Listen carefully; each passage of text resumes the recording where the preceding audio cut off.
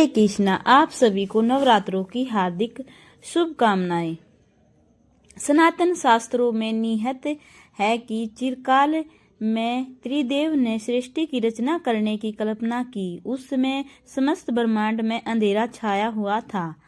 पूरा ब्रह्मांड स्तंभ था। इसमें न कोई राग न कोई ध्वनि थी, केवल सन्नाटा पसरा हुआ था। उस समय त्रिदेव ने जगत जननी आदि शक्ति माँ दुर्गा से सहायता ली। जगत जननी आदि शक्ति माँ दुर्गा के चौथे स्वरूप माँ कुष्मांडा ने तत्क्षण ब्रह्मांड की रचना की। कहते हैं कि ब्रह्मांड की रचना माँ कुष्मांडा ने अपनी मंद मुस्कान से की। माँ के मुखमंडल पर फैली मंद मुस्कान से समस्त ब्रह्मांड प्रकाशवान हो उठा। ब्रह्मांड की रचना अपनी मुस्कान से करने के चलते जगत जननी आदि शक्ति को माँ कुष्मांडा कहा गया है। माँ की महिमा निराली है। माँ का निवास स्थान सूर्यलोक है। शास्त्रों में कहा जाता है कि माँ कुष्मांडा सूर्यलोक में निवास करती है।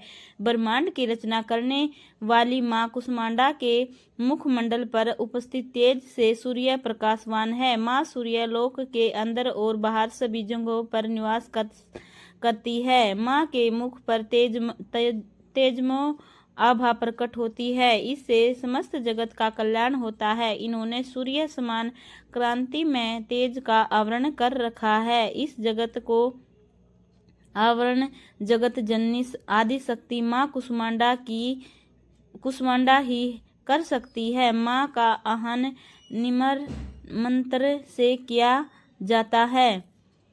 शास्त्रों में निहित है कि पूजा के समय मंत्र का जाप करना चाहिए। इस मंत्र के जाप से कुष्मांडा प्रसन्न होती है। उनकी कृपा से साधक के सभी रोग शोक दूर हो जाते हैं, साथ ही मनोवांछित फल की प्राप्ति होती है। अतः नवरात्रि के चौथे दिन विधि विधान से माँ कुष्मांडा की पूजा करें। साथ ही माँ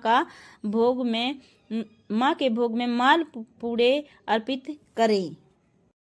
आइए अब माता के पांचवें नवरात्रे शकनंद माता की कथा सुनेंगे। पहाड़ों पर रहकर सांसारिक जीवों में नव चेतना का निर्माण करने वाली शकनंद माता नवरात्रि में पांचवें दिन इस देवी की पूजा अर्चना की जाती है। कहते हैं कि इनकी कृपा से मूढ़ भी ज्ञानी हो जाता है। शकनंद कुमारी कार्तिकेय की माता के कारण इन्हें शकनंद माता नाम से अभिहित किया गया है।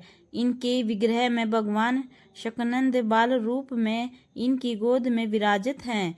इस देवी की 4 भुजाएं हैं। ये दाई तरफ की ऊपर वाली भुजा से शकनंद को गोद में पकड़े हुए है। नीचे वाली भुजा में कमल का पुष्प है। बाई तरफ ऊपर वाली भुजा में वरद मुद्रा में है और नीचे वाली भुजा में कमल पुष्प है। इनका वर्ण एकदम शुभ है। ये कमल के आसन पर विराजमान रहती हैं, इसलिए इन्हें सिंह का वाहन दिया गया है। शास्त्रों में इसका काफी महत्व बताया गया है। इनकी उपासना से भक्त की सारी इच्छाएं पूरी हो जाती हैं।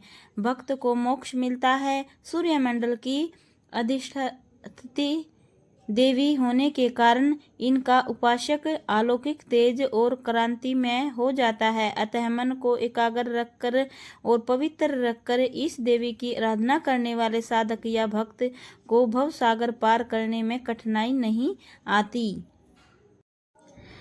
उनकी पूजा से मोक्ष का मार्ग सुलभ होता है। यह देवी विद्वानों और सेवकों को पैदा करने वाली शक्ति है, यानी चेतना का निर्माण करने वाली। कहते हैं कि कालिदास द्वारा रचित रघुवंशम महाकाव्य और मेघदूत रचनाएं शकनंद माता की कृपा से ही संभव हुई हैं।